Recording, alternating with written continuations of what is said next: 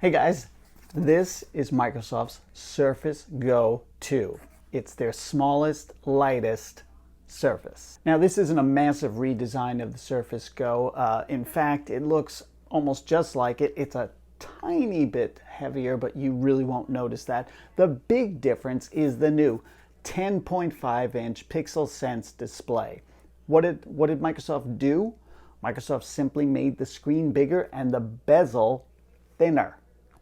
I've paired my Microsoft Surface Go 2 with a type cover because I don't know how really you're going to use this without it. I mean, yes, it's a tablet, but it's a productivity device because it's a full Windows 10 computer and you get the most utility out of it with the $99 type cover keyboard add-on. Now, if you just get the basic Alcantara Surface type cover, it's $99. If you get one of the prettier colors, they're $129.99.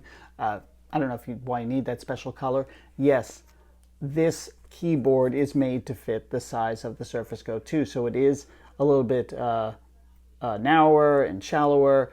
Some of the keys, like the delete key on the side here, you can see it's sort of rounded off.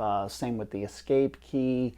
So you know, it's a little bit tighter and you have to get used to that tighter feel. The trackpad though is actually a tiny bit larger than the one I have on my Surface Pro 6.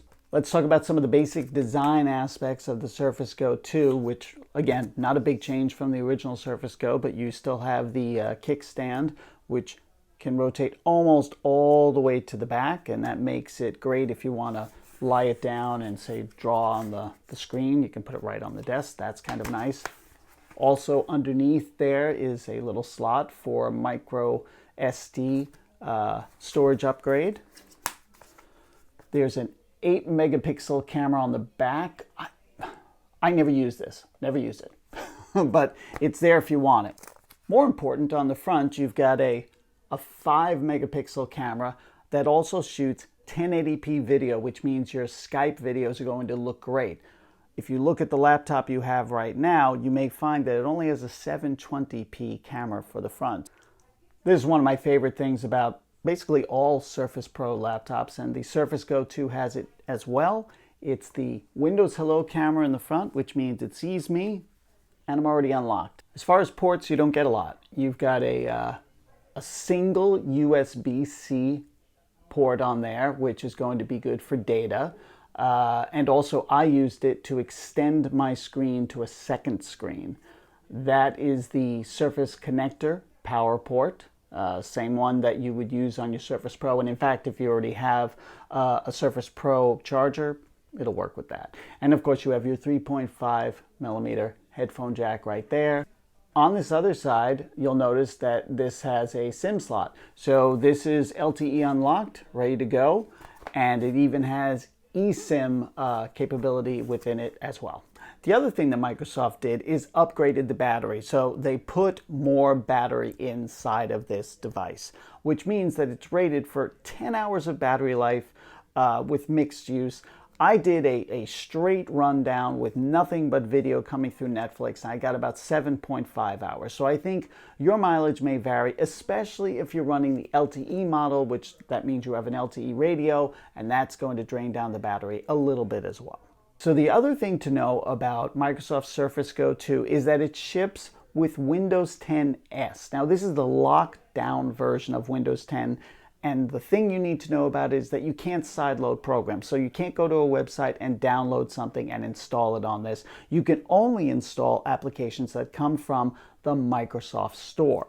Now, why do you want to have this? Why do you want to have Windows 10 S? Because it keeps the system faster and more secure. You can't sideload apps that might have malware attached to them. Websites can't dump garbage on you.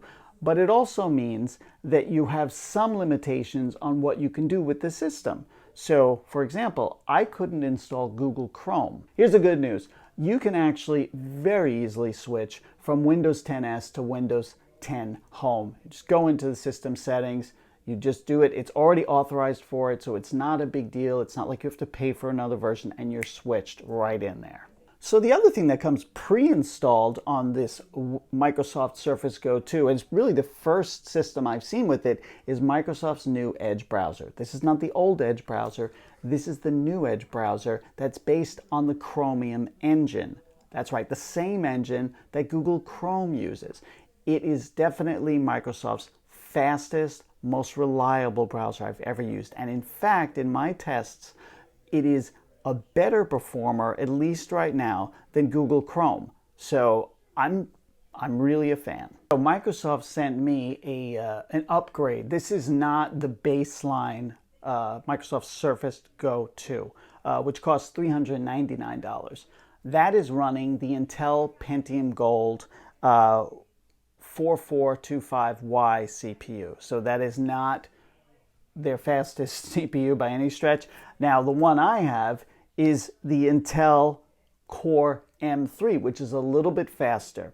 In addition, instead of 4 gigabytes of RAM, I've got 8 gigabytes of RAM in here, and instead of 64 gigabytes of storage on an SSD drive, I've got 128. So this is an upgrade. It's $729, not counting the keyboard, but it's still a good device. So what do I think about Microsoft Surface Go 2?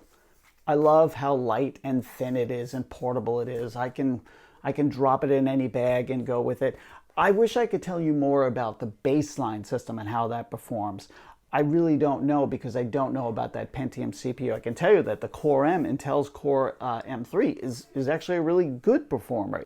I think that the Microsoft Surface Go 2 is small, it's light, it's peppy, it's fun and easy to use. If you get the $399 model, you may not get quite the same performance that you would get with an Intel Core M3. If you really want something that's super small and light and really want the Windows 10 operating system, then you might look at the Surface Go 2, especially the Core M3 model, which is the one that I have, which performs better. But if you want a bigger screen, you're going to go upgrade to a Surface Pro 7, which has basically a 12.3-inch screen as opposed to a 10.5-inch one.